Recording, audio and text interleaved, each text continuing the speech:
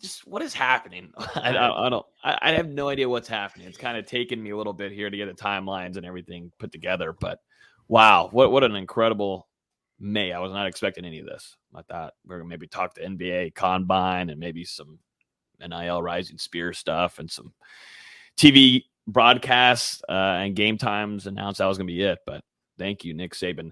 Now the really fun part begins. I want to go through a little bit here of where Nick Saban decides to take a shot at one of his young guys that were under his helm, Jimbo Fisher. Hey guys, it's Terrence Mann. You're listening to Hear the Spear, presented by Noel Game Day. Go Noles. Hey, what's up? This is Peter Ward, a.k.a. E-Dub, in the house. So we're listening to Hear the Spear, presented by Noel Game Day. Go Live, go Noles. Hi, this is Charlie Ward, and you're listening to Hear the Spear, go Noles. This is Terrell Buckley. You're listening to Hear the Spear, presented by Noel Game Day. No Bloody. But perhaps better known as the greatest corner to ever step on a football field, Deion Primetime Sanders. Great Deion Sanders, my brother. What's going on, man? I could wake up to that greeting every day, man. That was awesome. Hello, Noles fans. This is former Seminole Derek Brooks, and you're listening to Hear the Spear, presented to you by Noel Game Day. James Wilder Jr. What's going on, James? Thanks for having me on. SSOD, Florida State or Die, and go Noles. William Bar None Floyd. Gentlemen, what's up? What is happening, guys? This is Logan Robinson from Hear the Spear, presented to you by NoelGameDay.com. We are here on a wonderful and beautiful drama-filled Thursday evening. This has been a fun last 36 hours. If anybody likes college football drama, this is the place to be. Definitely if you have a Twitter account. What an incredible last 2 days. Starting off last night with Nick Saban's comments. We're going to dive all the way through it because some of this can really poke some stuff into some FSU fans too. We got some Deion Sanders. We got Travis Hunter in here. A lot of things. We've got even Miami stuff going on, slander. Nick Saban really set it off for everyone. So at least it was really, really boring, but now it makes us have to do a podcast on May 19th. So we are here. With me this evening, Austin Veazey, lead basketball writer up at the top for SportsIllustrated.com's No Game Day. And then we got Dustin Lewis, lead writer and editor, down below. Gentlemen, how we doing? Good evening. This has been a fun last couple of days. Doing great, recovering from some sunburn. Logan, I guess my question would be, you just said this gave us the content to do a podcast. Weren't we going to do a podcast today anyway? We were going to do one either way, absolutely. We won't forget that you were up there at the Elite 11 covering Florida State's 2023 blue chip quarterback commit, Chris Parson. My forehead won't forget either.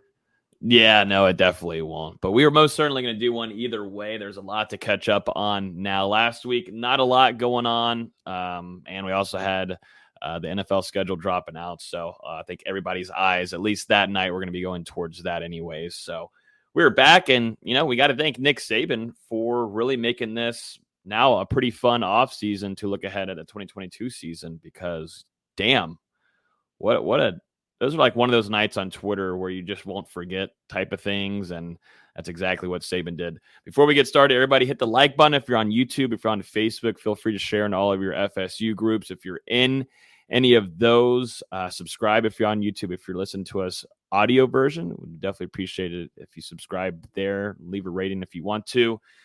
We won't force you to do anything, but appreciate everybody hanging out with us here this evening.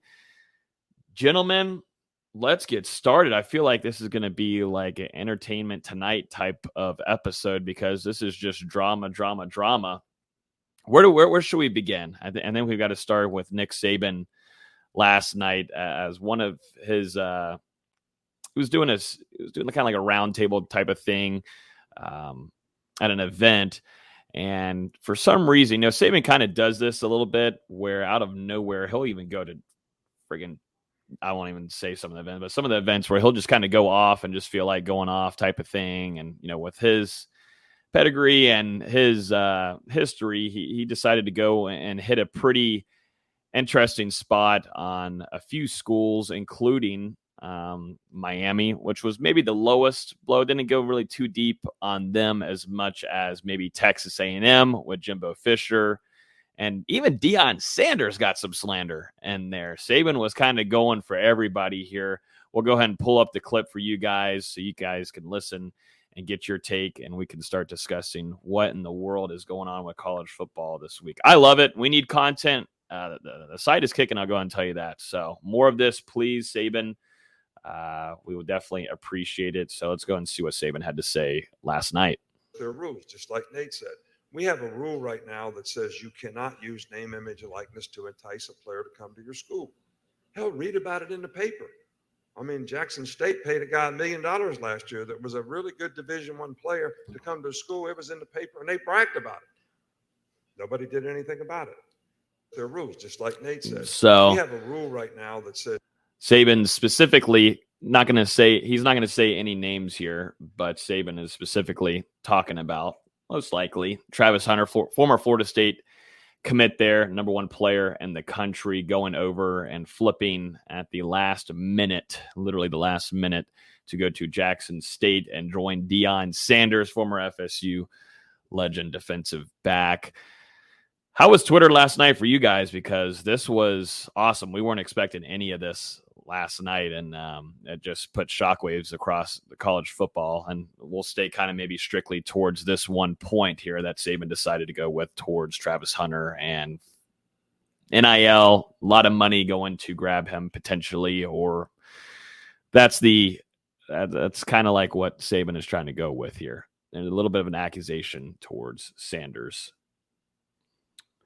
Yeah, it's been a crazy 24 hours. Obviously NIL has been a topic that's just continuing to get more and more discussion with the allegations we've seen recently. Mike Norvell mentioned tampering.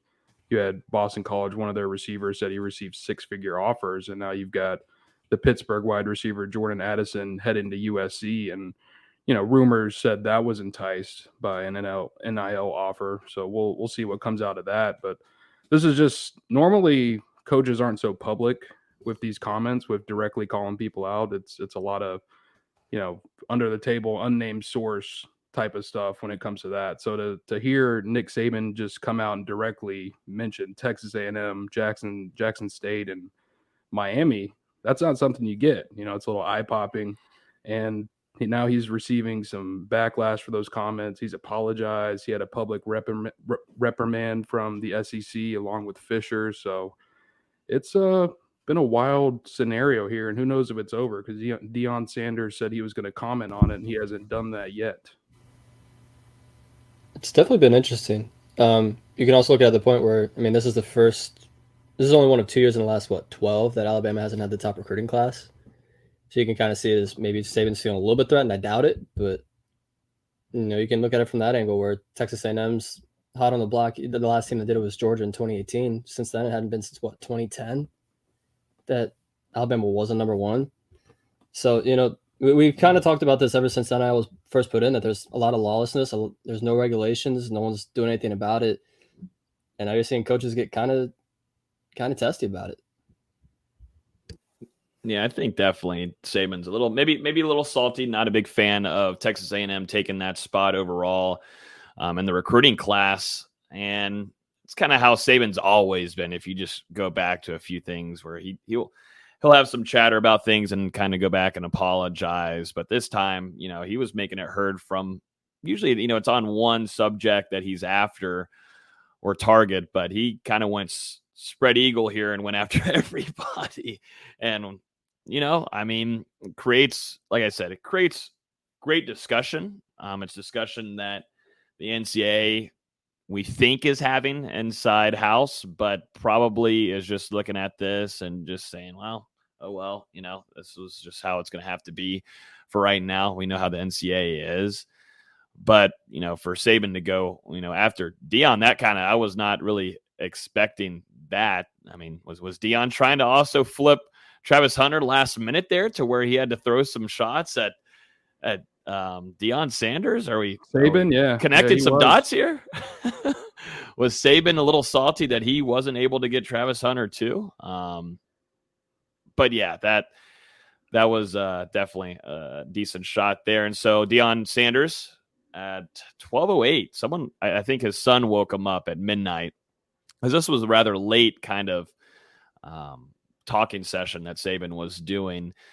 Prime responds at 12:08 in the morning. You best believe I will address that lie Coach Saban told tomorrow. I was and awakened by my son that sent me the article stating that we paid Travis Hunter $1 million to play at Jackson State. We as a people don't have to pay our people to play with our people.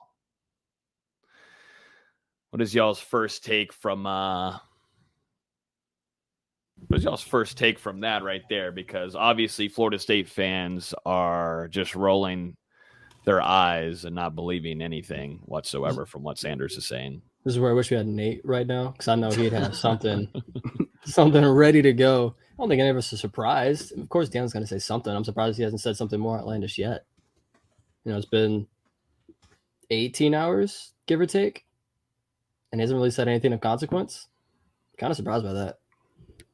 Yeah, and I mean, really, it's been the same message from Deion since Travis Hunter made that, iconic flip to Jackson State. Because shortly after he did sign the letter of intent, stuff came out that he had signed that deal with Penn Gaming, who is affiliated with Barstool or whatever. And Deion the next day went on ESPN and shot that down. So he stayed consistent with his message that they haven't paid Travis Hunter, but there are some definite reports that suggest otherwise. Doesn't make too much of sense. And, maybe out of that last little late visit, when was that last little late visit that Travis Hunter had to Jackson State? That was right? Late November. Yeah, and I have a really strong feeling that was maybe the first time. They may have talked over the phone, yada, yada, yada. I know that Deion has claimed that Florida State has asked Deion multiple times to help out with recruiting. I think he has a few times, but I don't think these two have really met in person until that happened whenever Travis Hunter visited Jackson State, which we didn't really think much of it then. Maybe going to see, just having the chance to go be with one of the greatest defensive backs that have ever lived, go there and check out the program and be there for him, maybe get some advice from him before he heads to Florida State. But timeline doesn't really make sense to where maybe money or NIL opportunities aren't on the table, in my opinion. Yeah. We've talked about this situation so many times. I don't want to keep blowing it up, but who knows what happened there. Obviously, Deion Sanders was someone that Travis Hunter idolized growing up, and he said as much in interviews, and they had spoken while Travis was a commit at Florida State. Now, we thought those were more of motivational talks of an FSU legend, trying to inspire someone that was going to try and follow in his footsteps, and it went a different way, to say the least. It's one way of putting it. Yeah, just a tiny bit. I love how as soon as we all think we're finally done with the Travis Hunter talk for a little while, it was right back up, right in our faces. It's the off season. I mean,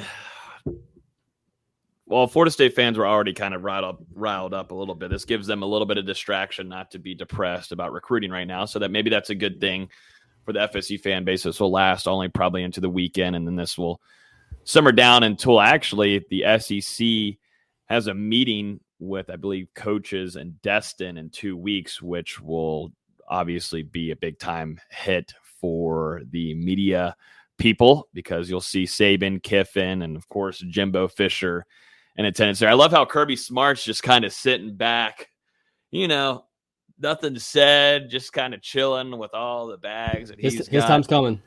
Give it another day. He'll be in this conversation. It will come eventually, but let's move on. So Deion Sanders, right now, we're still waiting on like a true, he said last night that he has a big response. He put out a GIF or GIF, whatever you want to call it, saying that he has a big response to Nick Saban's comments that happened last night. So we are still awaiting if Coach Prime is going to make a response. So I wouldn't be shocked. Maybe he doesn't, but I would not be shocked if, this is a well put out video that they're planning to do, because that is Deion. Yeah, we'll see. I wouldn't be surprised if maybe he stays quiet on the subject, especially after seeing the reprimand that Saban and Fisher got. So When has Deion ever? Well, what is the reprimand really going to do, though? I mean, nothing, but it's just like hey, please don't do that. Egg on the situation. I mean, this is Deion, though. This is Deion. Like, when has Deion ever been quiet? He's always been the one to make a show of it, to put on the flair. He's not going to go quietly. Something will happen. He's had a few mentions and some tweets today, but nothing substantial yet. He tweeted at the Miami billionaire.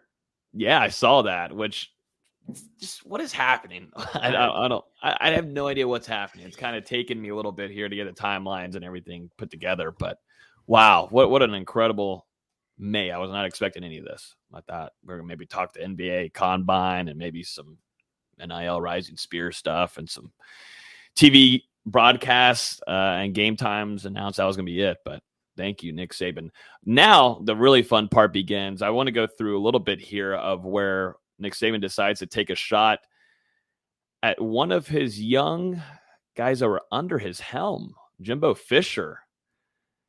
Nick Saban decides to take a shot here saying, I know the consequence is going to be difficult for the people who are spending tons of money to get players.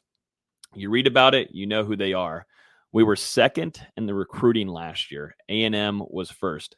A&M bought every player on their team, made a deal for name, image, and likeness. We didn't buy one player, but I don't know if we're going to be able to sustain that in the future because more and more people are doing it. It's tough. This a straight shot. This is only funny because, the Dodge Challenger joke started with Alabama and Nick Saban. Like, this is Absolutely. where it originated from. Now it's coming right back around. He's accusing of the team like pot, meat, kettle. What are we doing here? Yeah, it's a little ironic. Obviously, there have been a lot of rumors about Alabama over the last decade. There have been some rumors about Texas A&M this past cycle paying upwards of 30-something million to land that recruiting class. Whether that's exactly true or not, who knows? It was a little funnier later on in his comments. Nick Saban mentioned that I think only 15 or 25 Alabama players have NIL deals that have generated a total of $3 million. And there were reports last summer that Bryce Young was getting NIL offers of around $1 million. So it's really tough to believe. There's money. It's open. It's on the table, but it's not exactly open and on the table. There's a lot that the NCAA needs to fix up here, and who knows exactly how they're going to be able to do that with the laws that are in place in different states and just different situations and things like that. So it's a scenario. It hasn't even been a year since NIL was introduced in college football, and it's already creating so much controversy. And it's one of those scenarios where you don't want to take money away from the players, but at the same time, like, there's got to be some kind of regulating to where these schools just aren't blatantly cheating. There's got to be some kind of middle ground. I don't know where it is. It's going to be fascinating to hear the ideas for it. Because if Jordan Addison can get $3 million for a season, all credit to him. Go get your bag. It's wild. Oh, it is. It's a lot. It's a lot of I don't know. There's a lot of question marks, and we've talked about it a ton about the whole NIL and what they're going to have to do with this. And it's just like, now, can we go back to where guys were just maybe getting paid behind closed doors? Can we do that? Can we go? That seems like a whole lot easier now than, we're going to see Saban and Jimbo, all these big dogs now go ahead and go against each other off the field and talk about who's got the more money, who can offer the most, better collective, yada, yada, yada. This is where it kind of starts becoming political, which you don't ever really want to see. I think some people might step away from the NFL in some regards to go to college football just because of how maybe more raw and, I don't know, straightforward the football operations are. But now with a lot of money involved, agents, you've got collectives, you've got agencies. It's tough. I mean, you're seeing now, Pittsburgh's top wide receiver going over to USC. And I don't think that really was, we didn't get the full reasoning on it. written out there, and it's in his notes. But that's a damn good wide receiver coach over there, and that's an uprising school. That's an uprising. They got a good coach there too overall, but reportedly, this isn't confirmed or anything, but upwards of 3 million plus, 3.5 to go join Lincoln Riley at USC and leave Pittsburgh just like that. That's where it kind of starts getting interesting, to where you're almost hybriding an NFL and college football together. It's going to, if it goes on this trend, it's crazy how quickly this is happening, but 2 to 3 years, it's just going to be like an NBA. It's going to be like a mini NFL league. And I just don't know how much longer that can last, though. It's not just college football; it's college basketball too. I mean, there's all the rumors of what Julian Phillips got to go to Tennessee. I mean, it's not just college football, but college basketball is heading that direction too, where coaches are calling these transfers and these recruits, and they're being redirected to an agent before they even talk to the player. It's getting crazy quick. Yeah, and it's happening not just in football and in every single sport. I mean, we're seeing college basketball players get massive amounts of money, down to just, other sports outside of the ones that you would expect people to be getting compensated for. And, the purpose for NIL when it was instituted was for for schools to be able to compensate the current players at their programs. And now, with the lack of rules in place, you're seeing it extend to schools now using that NIL to recruit players who aren't even in the transfer portal. They're enrolled at other schools and happy there. But of course, if you throw a nice little enticing offer at them that the school they're at can't match, some guys, they can't turn down that money with where their situation is in life. So, it's just the system's being abused. There's no really clear fix in sight. It's just something that college football is going to have to deal with right now, and we'll see what happens in the future. There's no really exact way to tie this all down. Mm-hmm. What do you think is like the three? Because I know, Dustin, you talk to more recruits, but all of us on here can probably give our top three of maybe what entices a recruit to come to a program. Back in the day, wins on the field or on the court, probably, and then your top three, your coaching staff, facilities. Yeah. Facilities, maybe playing time. But now I feel like NIL is NIL, or, whatever if you want to just say it's NIL, yada, yada, yada. Yeah. NIL, that's now I feel like in the top three starting off no matter what. Right now, it feels that way. Yeah, it's different. It's different for every single person, but with the way NIL is becoming so popular, that's certainly an area that you can't lack in if you want to be elite in college football right now. And I don't, that's obvious. So, and Florida State, they're making the progress to get there with Rising Spear and everything, but they're definitely behind some of the national powers, and that's just to be expected with where the booster base is and the funding in the program after COVID and everything. So they're doing what they can, and it's just important to keep getting people behind Rising Spear and other ways to support the athletes in the NIL spaces. But yeah, as for recruiting, really it just comes down to players want to go somewhere where they're going to win, and they want to go somewhere where they're going to make some money off NIL. I'll run this Jimbo clip real quick, and then I have another question for you guys. But let's listen to what Jimbo had to say in a pretty big-time epic type of Jimbo Fisher rant. Make sure to put it at like half speed so we can understand him. Half speed. Well, he was kind of tripping over his word. He was feisty. I don't know if y'all saw at the end of the clip here, at least the beginning. He was about to get up and leave, but he was kind of getting heated there for a second. Let's listen to Jimbo.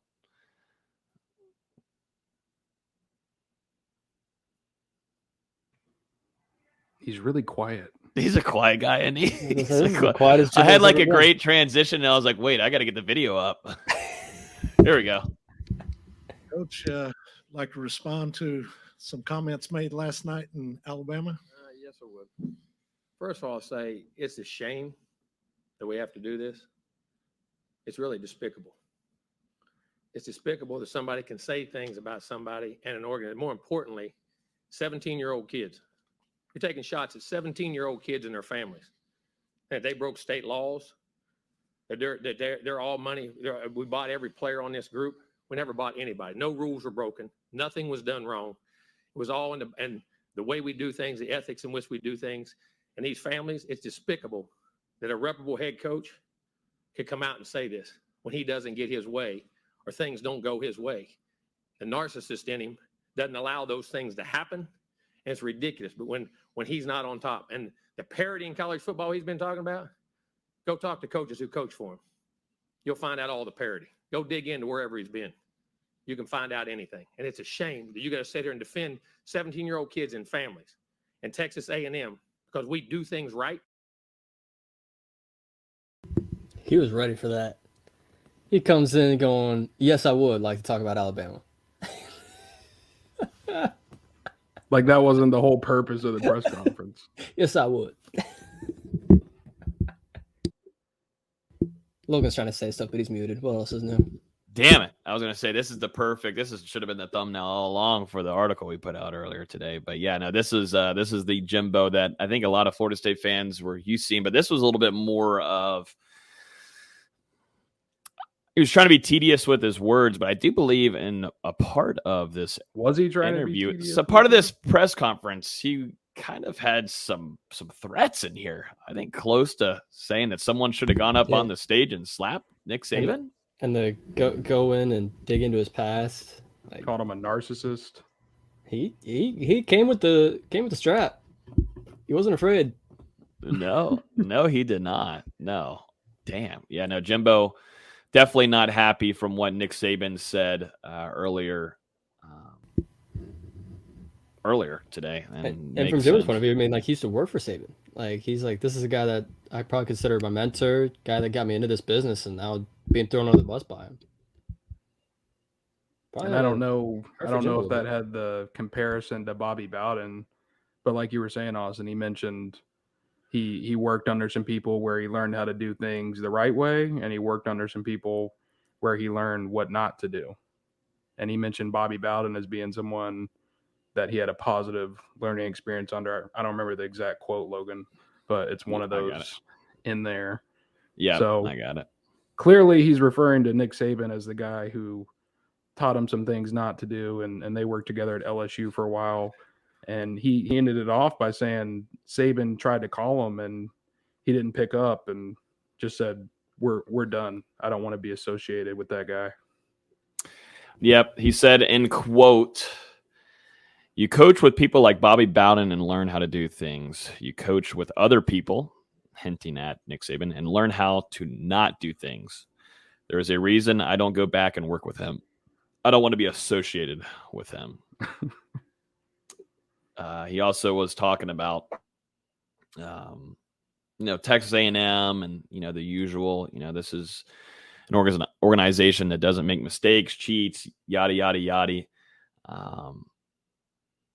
He already talked about Saban here, but he just says it's despicable when a reputable head coach can come out and say this when he doesn't get his way, when things don't go his way. The narcissist in him doesn't allow that to happen.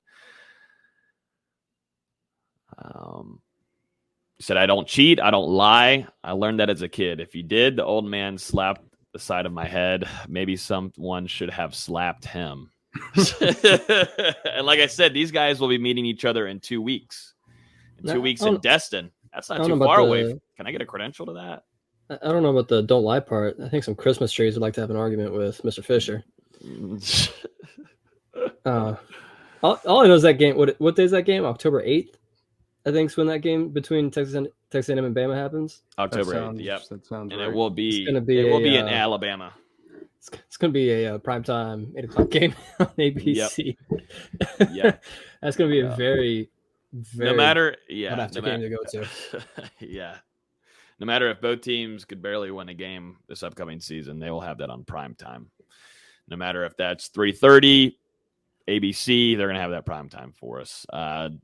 Since then, Saban went on a Sirius XM show just a couple of hours ago, and nothing too significant here. Just apologized a little bit from a few of the things that he said. He said that he also tried contacting Jimbo, which Jimbo said this morning that he ignored multiple calls. This is like It's like definitely like a breakup when it starts because he said, yes, Saban's been calling me, but I haven't been answering. We're done.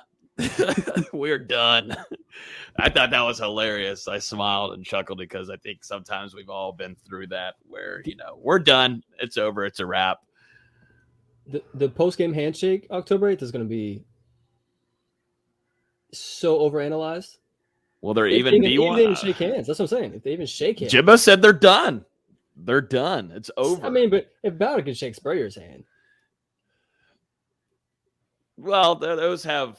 We'll see. This is younger drama. Maybe not young drama. Saban's kind of up there now, but this is just guys with a lot of power, money behind them, a lot of boosters, yada yada, backing them up. It's like kind of like two armies going at each other. It's like a Cersei in Game of Thrones, going against everybody else. So Nick Saban is the Cersei, and I think maybe Jimbo's trying to be, he can't be Jon Snow. Jon Snow's too, everybody loves Jon Snow. So we got to find a different character. Someone in the comments, give us another character.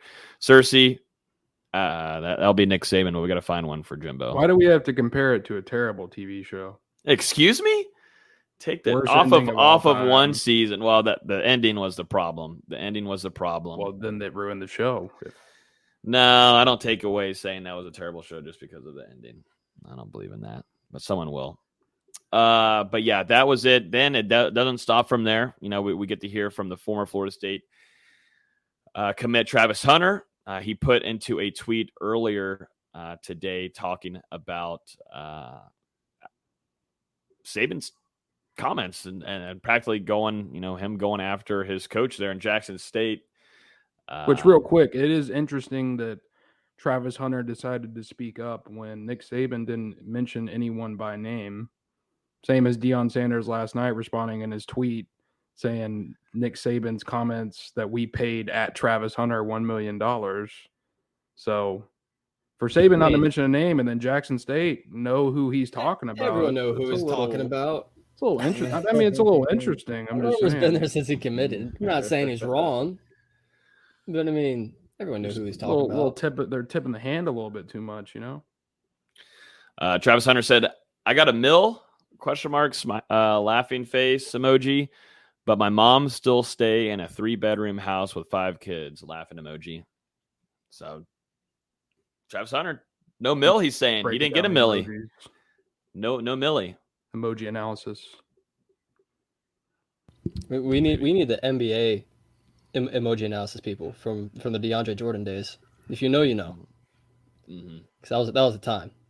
What we need is some tax statements. We'll know there you go. Good luck with that. That's actually what we do need is some damn tax statements. Dustin, can you get on that? I'll try. TurboTax took away the free version, so it messed me up for like 2 months. I can barely do my own taxes. No. And then real quick to comment on a couple former Noles got into this one too, got involved a little bit, commenting on all the drama. Antonio Cromartie saying that he got offered $60K from Saban to come take a visit. We're not entirely sure if that was during Saban's tenure at LSU or Alabama, but nonetheless, a $60K offer from Saban. And, we'll definitely... Would have had to been LSU, right? It was most likely LSU. Cromartie came in, 2002? Mm-hmm. It had to be LSU. Yep, it was most likely around that LSU time. And then Travis Johnson also had a few comments to say about some money offerings. And I think there's going to be a lot more. You're seeing a lot more other players in the SEC, even the Pac-12 too. I think the Pac-12 kind of might be chirping a little bit more because it doesn't seem like a lot of money is going their way compared to maybe the SEC and the schools there and those recruits and players. But have you seen USC? A little bit different now that Lincoln Riley's there. Yes, absolutely. Absolutely. A little bit different. But back in the day, these Pac-12 players right now that are in the league already are kind of opening up and saying, well, I didn't get offered that, or I did not get offered this much, or yada, yada, yada. But I think you're going to see a lot more a lot more stories coming out of this. I think there's going to be a little bit more of some openings to some cool stories. Carlos was on the show. He never told us he got offered anything. Well, it's smart Publicly. for players to talk about other schools that offer them money and not the school that they ended up at.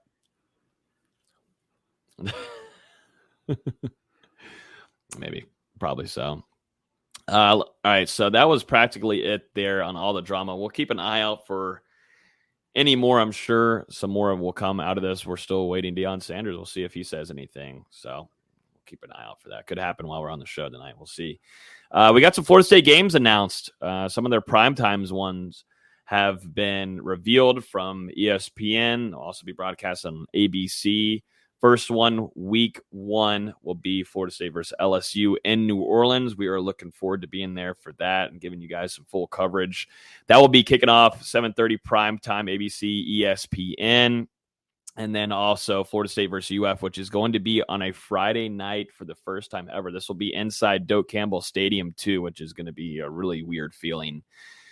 That's also going to be a prime time 7:30 kickoff inside Doak in Tallahassee. What do you guys feel about that? Not really much of a shocker here, maybe for the FSU versus LSU game, because that is practically the only significant game on the slate of the day on that Sunday. But, once again, Florida State facing Florida on a Friday night, a little different. But I will say, and maybe not so many people are thinking about this, but recruiting-wise, this helps a lot for getting some guys in town to these games. And you find an advantage there because a lot of recruits definitely in these early, at least for the LSU game, in the early window visits and these big games happening, Florida State and LSU will have a nice slate to where, you can get some of those top tier recruits there after a big Saturday that they possibly were at the day before. So that's kind of the way I think about it. And I think the same way too for FSU versus Florida, those two teams, big time recruiting in the state.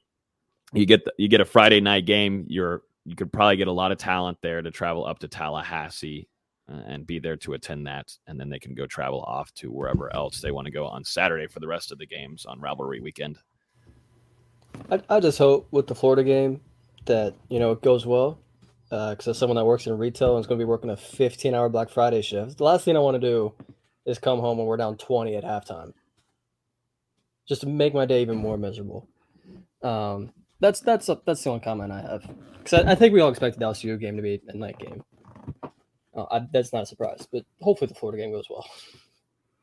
Yeah, I don't think either of these are really a surprise. And I've seen some people freak out, like, why is Florida State getting primetime games? Well, one of these games is on a Sunday and the other is on a Friday. So are they going to play Friday at 1 o'clock? Probably not. Normally when college football teams play on a Friday, it's a night game, just like when Florida State plays Louisville in September. That's going to be a night game. It's just how it works. So, good for Florida State to get 2 primetime games, and I expect them to have, at least another one, maybe 2 or 3 more, depending on what certain matchups look like throughout the season. It will be interesting to see what the crowd looks like for that Florida game, with it being the day after Thanksgiving. It's not like Tallahassee's the most, approved Thanksgiving destination, most sought after. So it's going to be interesting to see how, the day after it turns out. I mean, obviously it's a huge rivalry game. Hopefully Florida State's a little bit better this season. But, Florida's in the first year of a new coach. It's going to be interesting to see the turnout. Got to hope that the students will come back, too, from going the day before. That's going to be the real thing if students are able to make it back and enjoy a 3-day weekend instead of usually coming back on a Sunday or on that Saturday. They're going to have to come back a day early for this one. Yeah, I mean, if you think about it, that's the regular season finale for Florida State, and they haven't made a bowl game the last 2 years, and we're thinking this program could respond, get back into the postseason in 2022, and depending on what happens as the season goes on, that Florida game could be the game that Florida State has to win to make a bowl, or it could be a game they have to win to get to a better bowl in the postseason. So considering the kind of success they have on the field in 2022, I would expect that one to be pretty packed because it might have some implications. Yeah, it might. And you got to hope that it's not implications of a bowl game on Florida State's side, kind of like how it was this last season, to where both teams were fighting for bowl appearances. And you don't really want to have that happen again. I know, Mike Norvell, we're going to have a long discussion about this throughout the next couple of months, throughout the offseason, but this is a major season for Nick Saban. No, Nick Saban, not Nick Saban. Mike Norvell, oh my God. Well, those two aren't really the same, I'll be honest with you, so I feel bad. What just happened? Mike, a whole maybe a big season for Nick Saban. Spent 30 minutes talking about Nick Saban. That's as much as it's been stuck in my brain all day long, between articles and tweets and talking about him the last 45 minutes is probably eating up my brain. But yeah, big time season for Mike Norvell to hopefully, get above a bowl game. And that's something that is highly expected going into this season. So we'll have a lot more discussion about that the next couple of months. Let's go into a few things here regarding NIL and collectives before we talk about Chris Parson and Elite 11. Rodney Hill, Kevin Knowles, Amari Gaynor, Tatum Bethune, Treshawn Ward, Kalen DeLoach have all announced their partnership with the Rising Spear Collective. We had on one of their head execs, Matthew Quigley, on the show. If you guys want to go back and listen to that episode a couple of weeks ago, last month, really dove deep into the Rising Spear and what it means to be an ambassador. We specifically asked him what it means to be an ambassador for a player. A lot of this goes into, arriving for events, being there, doing signings, and then also doing a lot of, charity work too. Comes along with this, but I think it's still a little bit of a work in progress. But these players have just partnered with Rising Spear. Dustin, you were in attendance for the Elite 11 regional and up there in Nashville. First of all, how was that drive? Was it worth it overall? Yeah, I had a good time. It was about a 8-hour drive each way, and I was solo dolo, so I just popped on Spotify, listened to people I would never think I'd be listening to, and somehow made it. Alabama, one of my least favorite places to drive ever. Then I got to Nashville, and on the last day, people were running red lights in front of me and almost killing me. But regardless, made it home safely, except for a lot of sunburn on the forehead, and it was a productive weekend watching Chris Parson compete out there. He didn't get the invite on Sunday, but there's still a chance he gets invited to the event. I know the committee was saying they're going to continue to evaluate film because this was the most stacked regional competition that they've had to this point. And I think 2, maybe 3 more guys who competed this past weekend could all end up getting invited to the finals by the time it's all said and done. Yeah, how was that overall? You got to go visit Chris Parson and also the high school where he's playing, but kind of how was his mentality going into it and overall performance and what you thought compared to a lot of really, like you were talking about, and one of your pieces, a lot of good stacked competition that was in attendance for this one. Yeah, well, Parson has really been preparing for this event since the offseason started. He's been tripping back and forth. We've talked about it a couple of times on previous episodes, but going back and forth between Dallas and Atlanta to work with 2 different quarterback trainers, worked with some NFL players in the process. And then at the same time, he's back home in Tennessee at Ravenwood, going through spring football with his team, participating in track and doing more private workouts there. So he put in a lot of work leading up to this event, and he had a great day on Sunday. Just really some bad luck, because before things got started, they were going through athletic testing. So before they were throwing, they were doing things like the 40, the shuttle, vertical, things of that nature. And of course, very first thing that you have to do is run the 40, and you get 2 reps. On Parsons' first rep, he tweaked one of his hamstrings and still came up with a 4.7, but he had to scratch the rest of his athletic testing after that. He was getting bothered a little bit by it throughout the day. You could see it. So that was just something that it didn't help on the day. Yeah, no, that definitely does stink. You definitely don't want that happening. But it looked like, at least from some of the film that you were posting throughout the entire day, because that was a long day out there, It was hot. Yeah, I was about to say your forehead definitely was burning. It's not as bad as it was, but yeah. Which was worse, Kenny Shaw's camp or this one? I would say Kenny Shaw's camp because I hadn't learned the art of applying sunscreen at that point, and me and you were both just really, really stupid for some reason. We were like, yeah, one coat of sunscreen will work for 9 hours. And I mean, man, on Sunday, I put on 3 coats of sunscreen in about 5 hours, and my face still got melted. So what am I doing, man? You need to go outside more. I keep on telling this. You've got to start going outside more. Look what happens when I go outside. Turn into a marshmallow. Well, a red marshmallow. Yeah. not a really white one. It's definitely dropped red. in the fire. Yeah, you did. But no, how do you think he looked against some of those top competition? Because like you said, he didn't get the Elite 11 finals invite. That still could change. There's still some available slots there for him. But, how was his performance against the top dogs specifically?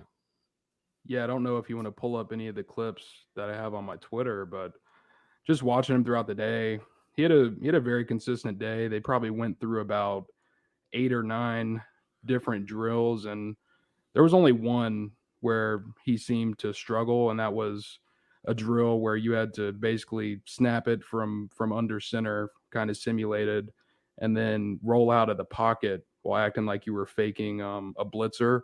So really it was a lot of footwork, and, with the hamstring, it seemed like that one was kind of nagging on him a little bit. So his rollout, his throws were a little high. I think he missed 2 or 3 on that one. So that was his worst drill of the day. But other than that, I mean, showed off what I would say is tremendous arm strength, very good accuracy. You can see on some of the deep balls, I mean, man, just right over the shoulder into the receiver's outstretched arms, hit him in stride, and his footwork as well. I mean, I think that's something that people have kind of, I think, yeah, this was the what they call the pro day. This is filmed with a toaster oven. It just looks. This is my 4K iPhone, so it's just the stream quality. But this was the pro day accuracy drill. Basically, they had to throw 25 balls and like hit different spots. The coaches were like checking off as they went. Parson actually tied for first among the rising seniors in that drill on the day. I think there were 2 or 3 other seniors that they all hit 20 out of the 25. So that was one of his best drills. But yeah, going back to his footwork, I mean, his footwork was exceptional. There was a drill where they had to do a lot of footwork back and forth and then make a pass in the end zone. And basically, it was whoever got through it the fastest with their footwork would move on. They kind of made it like a little competition. And Chris Parson, that's it right there. Parson made it to the very end of that drill. So he was among the top guys there. Like I said about his deep ball, hit some really great deep balls. I think I didn't get to see him as much, short throws and intermediate, but very good accuracy. Here's the deep ball. Can't even. Nice. Yeah. Twitter, I'll be honest with you. Twitter sucks. Because on your phone, you can see this. It's annoying. But regardless, I mean, just watching him, I was pretty impressed with his consistency throughout the day. I personally had him among my top 4 quarterbacks that I watched on the day. The very best guy I saw didn't get invited. His name is Malachi Singleton. He's committed to Arkansas. Faking a blitzer. He said faking a blitzer. Earlier, you're saying faking a blitzer. Is that funny? I thought, and I did think about it in my head, and I thought it was funny at the time that you said that. So, faking the blitz. Singleton was the best guy I saw on the day. Most consistent drill to drill, and I mean, hit just about every throw. Avery Johnson, another guy who was a 4-star uncommitted out of Kansas, who Florida State actually pursued last year. He had a pretty solid day. And then we all knew the 5-star out of California, Nico Iamaleava, or however you say his damn name, the number 6 overall player who's committed to Tennessee, received reportedly an $8 million NIL deal to go there. Those were the top 4 guys I saw.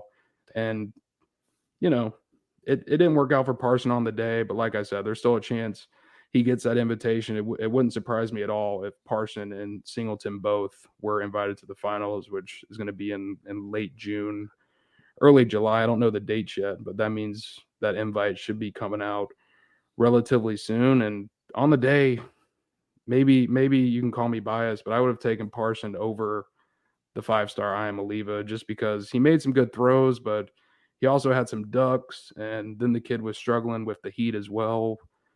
He was throwing up and had to miss 15, 20 minutes to go get rehydrated before coming back out there.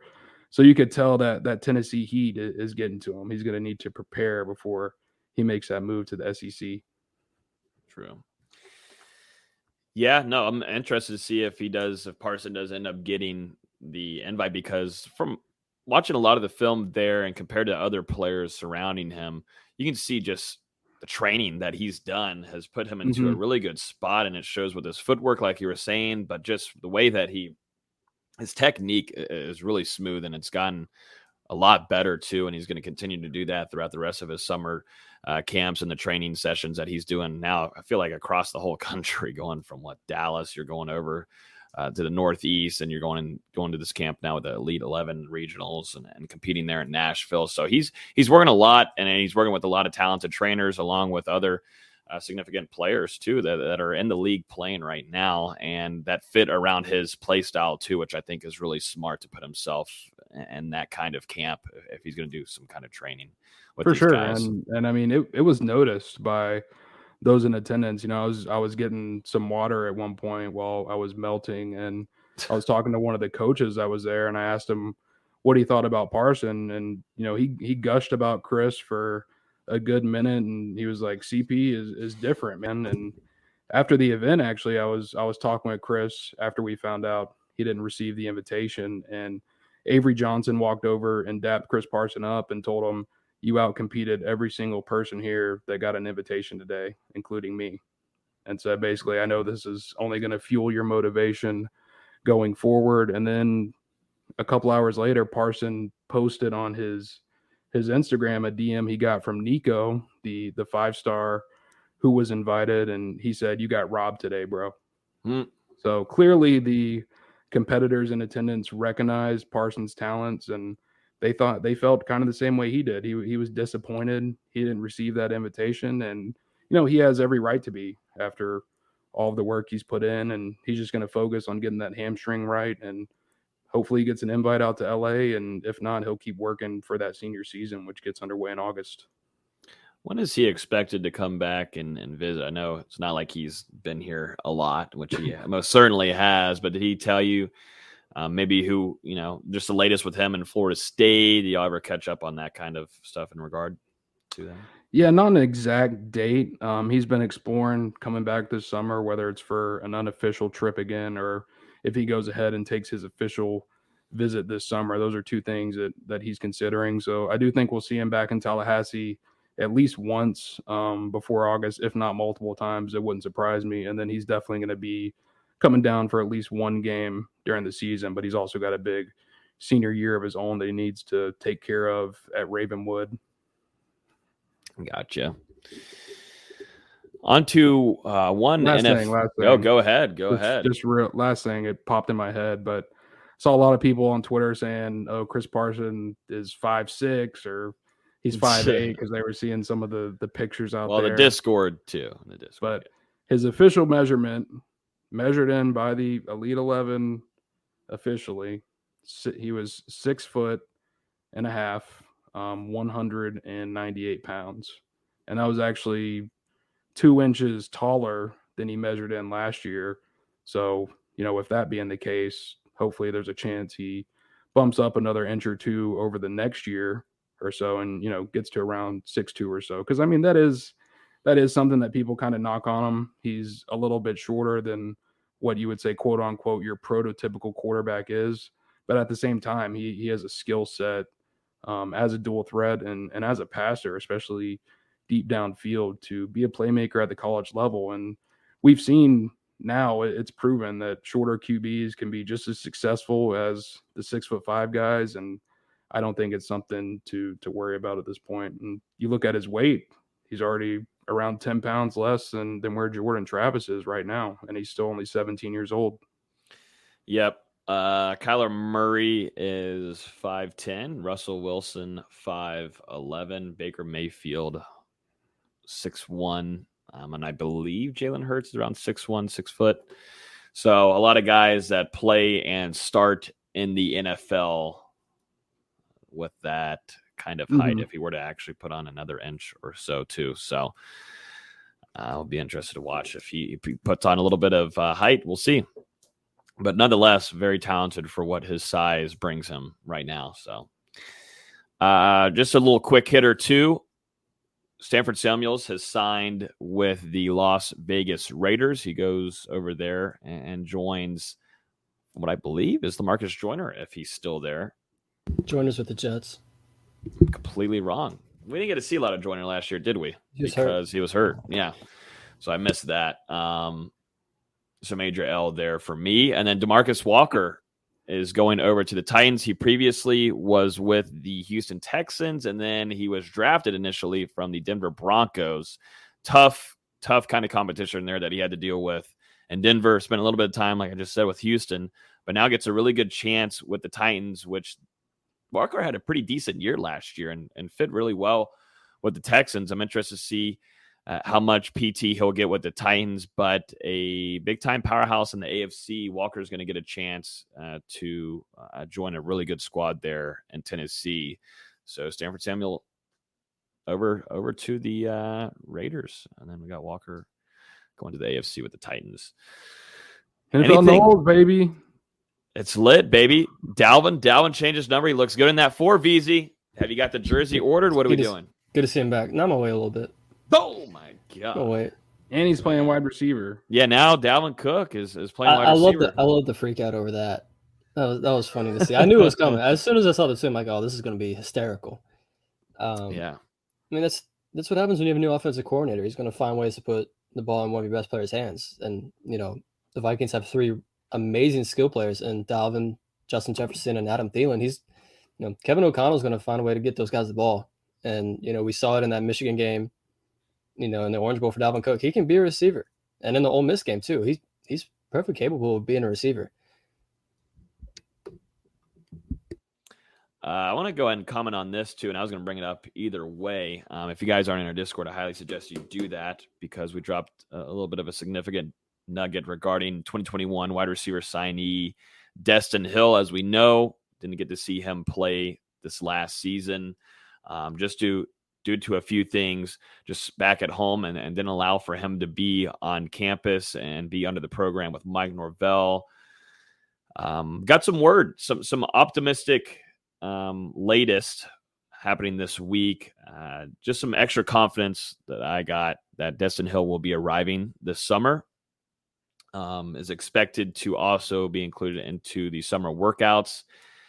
Florida State's Summer C semester begins on July 20th.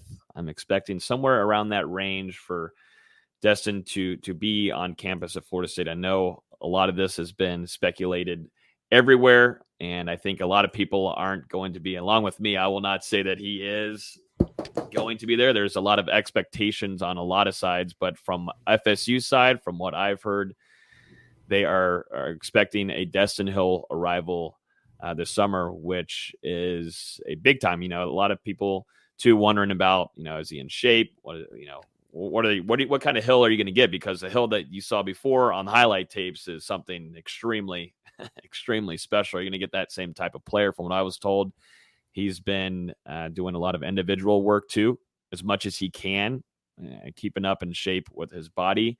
But most certainly to be able to get him in, and if this were to happen, to get him in to the summer for workouts would be big time for FSU. And there's probably an emphasis to why, and a reason why Florida State maybe isn't going after another wide receiver in the transfer room right now. Believe it when I see it. I'm the same way. I'm the same way. I'm the same way. There's a lot of other things that I wish things that we wish we could share, but there's things that need to stay under the radar just for different circumstances. But just off of the rough details that I can give, I do feel a little bit more confident about having a Hill arrival here soon into Tallahassee and Florida State's campus, which would be definitely, I mean, we might see Tallahassee just go crazy. I don't know. I don't know what Twitter will do or the Discord. We have no idea, but we might have to do like an instant reaction live video to that, to someone catching him on campus in a picture. Or once they check that student directory and that's on there, then I'm sure someone will do an instant reaction to that. And it'll probably be me, sadly. Well, I already checked, and he's not on there. So like Austin said, I'll believe it when I see it. But can you imagine if Dustin Hill did finally show up after about 2 years, and then he comes in and, you know, he's an offensive tackle now? An offensive tackle, yeah. That would be just great. Can you imagine the disappointment? Maybe a little bit different than the individual work there. That I didn't know you'd be eating that much, Dustin. It just feels like the hopes and dreams that were on Travis Hunter's shoulders have now been shifted onto Dustin Hill. And if he doesn't show up and play like a unicorn, you know, fans are going to have a problem. I think people just want a resolution at this point. Like, they just want to see him. Like, is he real? Yeah. Like, is it just a name that's been published for views by FSU media sites, or does this kid actually exist? I bet if you go back, however long ago we started live podcasts, there's a Dustin Hill comment under every single one on YouTube. I can almost guarantee that. Usually, you're not wrong about that. You are not wrong. Usually, there is a Dustin Hill comment. So just resolution one way or another. Come, don't come. I don't care. Just something. Yeah. Tired of it. No, I'm right there. I'm right there with you guys. But from what I was told earlier on this week, definitely on Monday, from when a few things happened, FSU side feels really good about having Dustin Hill on campus this summer. So we will see. We play the waiting game. I promise I will not be the freako that sits outside the Moore when June starts. I will not be doing that. I hate to. I will. No, you will not. I got to anyway. They're having some camps. So. Well, if they're doing recruiting camps, you got official visits coming up, so maybe I'll get lucky. No, we're not going to send an AC unit over there to you. By the way, you're going to sit in that corner and sweat. Can I get one block of sunscreen? No. You can get one bottle of lukewarm water. That's what you get. I need about SPF 1000 at this point. Yeah, you do. Yeah, you do. Well, if you're staying out there to look for Dustin Hill, you're gonna be. If you thought you were burnt now, bud, you're gonna be burnt. You might as well get a towel, a lawn chair, and you just sit there and tan while you can. Use a lot. We're going to have to give you a whole Costco case of sunscreen, bud. Yikesies. All right, let's move on here to some basketball to wrap things up, so then Dustin can get to his Celtics, who have started off the series in the playoffs 0-1. Just thought I'd throw that out there. John Butler, maybe not having a great NBA combine. He just recently signed with Rock Nation, an NBA certified agency, but as we know, entered to the NBA draft. But was it too early? Is this too early for Butler? Austin, give us the latest. I mean, it depends if he wants to come back or not.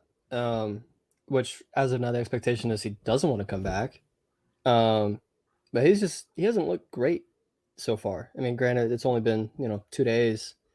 But he measured in at a hair under 7'1" and 174 pounds, which is as absurd as it sounds.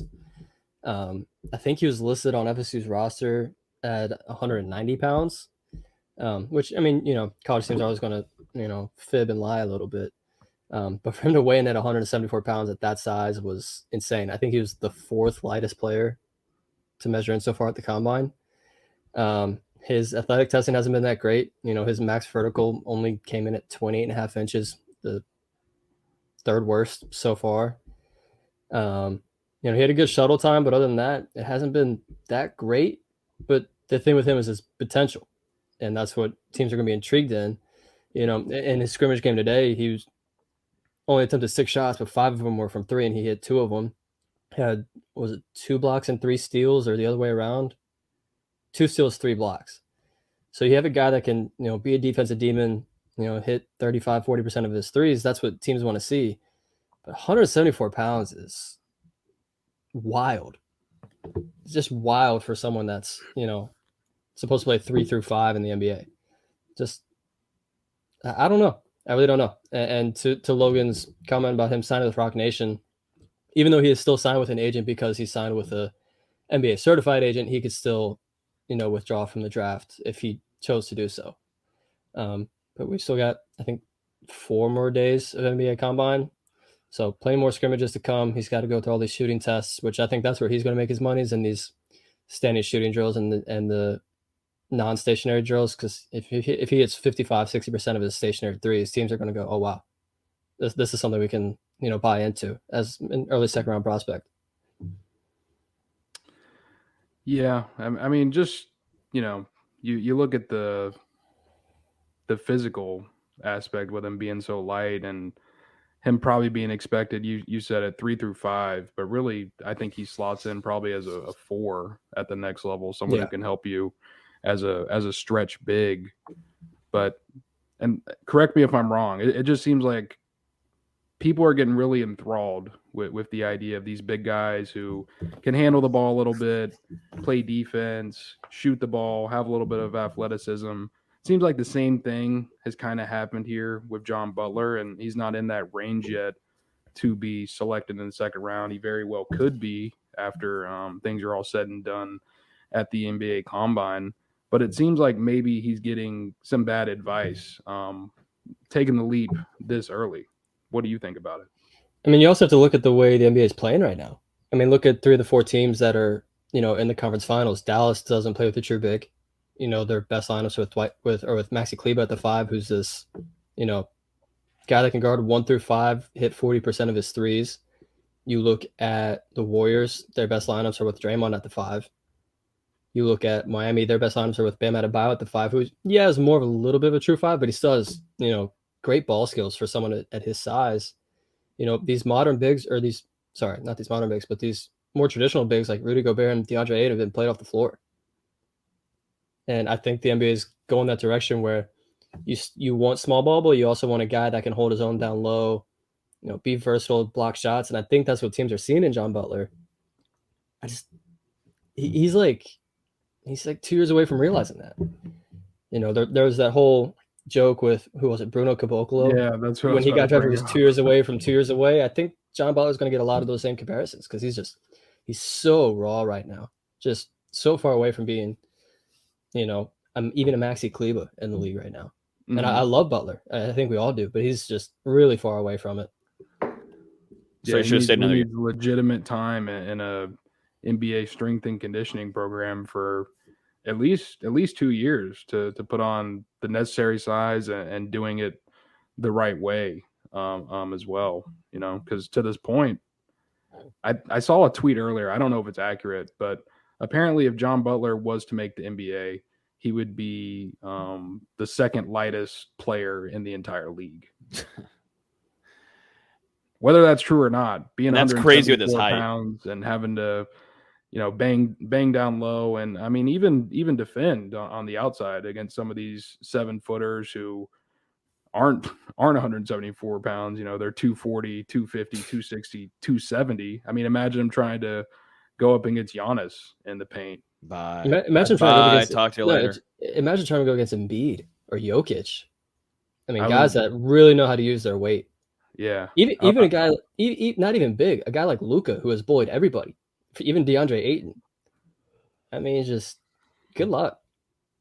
Well, he's even getting bullied by Kofi Coburn right now in those draft combine scrimmages. I saw a tweet earlier that said Coburn basically ran Butler right over on one of the plays, and Butler had to leave for a little bit because the funny thing is they're on the same team for these scrimmages. So that is funny. Then I didn't even know that. Yeah, because Coburn had 13 rebounds in the same game that Butler had 3 on the same team, and Coburn played. I guess he wanted to rebound really bad. Took him out. Yeah, Coburn played I think 9 minutes, and Butler played like 15.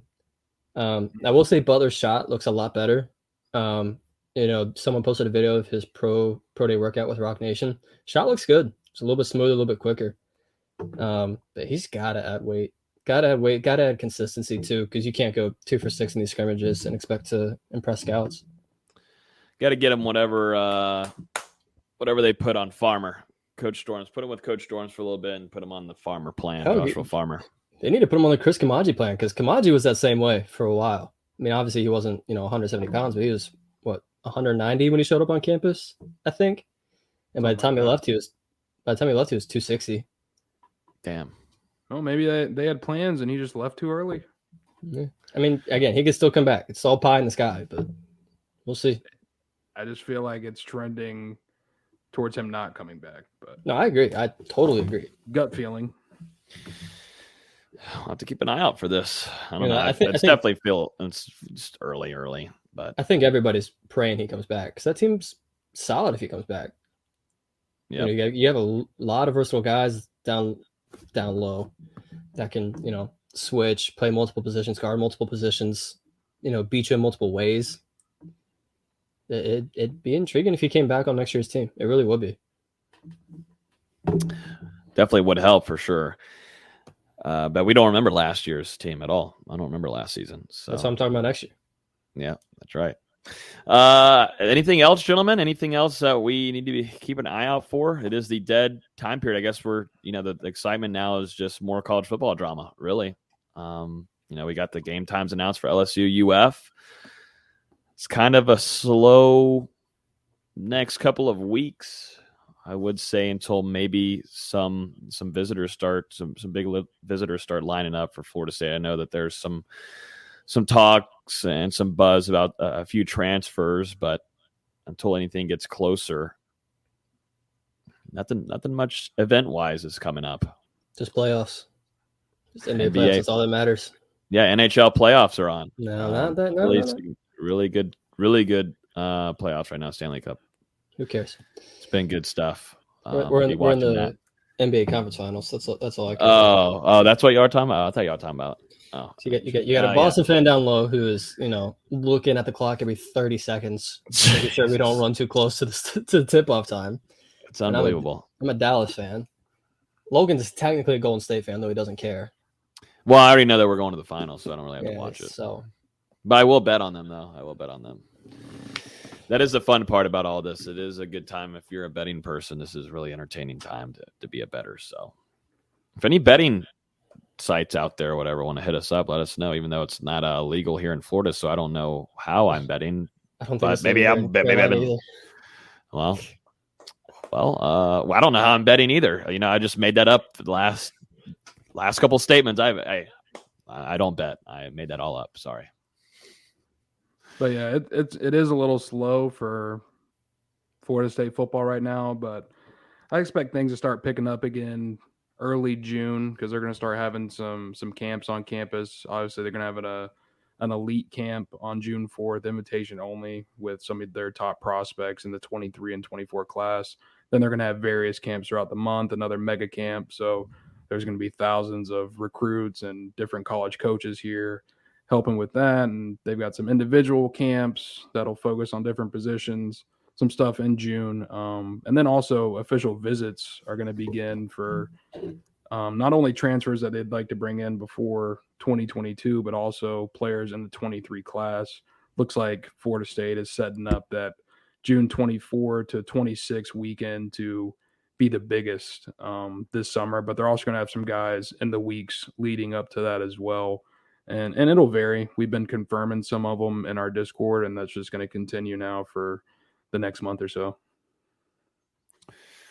Well, everybody, definitely appreciate, we covered quite a bit on this. I mean, definitely if you're able to include Dustin Hill in here, then you definitely made the views count. So appreciate everybody for hopping on here. As always, you can listen to podcasts on iTunes, Google Play, Spotify. If you're on one of those platforms, feel free to hit the subscribe button so then you're able to be notified every time we release a new episode. Deeply appreciate you guys hanging in there with us during this offseason. I know that we keep on teasing that we're trying to grab guests. I promise we are trying. I think a lot of us are trying different kinds of things here.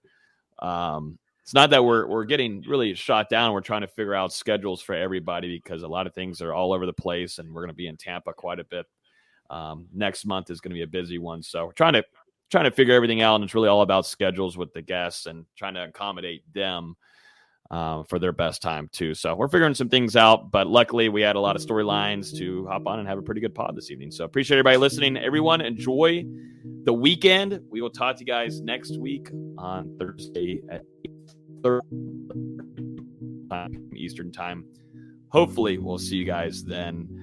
Dustin's shaking his head. He doesn't know. Yeah, because your stream is breaking up, buddy. You sound like a robot over there. Do I really sound like a robot? Your computer's trying to get out of this podcast ASAP. Wow. Oh, I see it. My internet is struggling. Everybody, enjoy the weekend. Bye.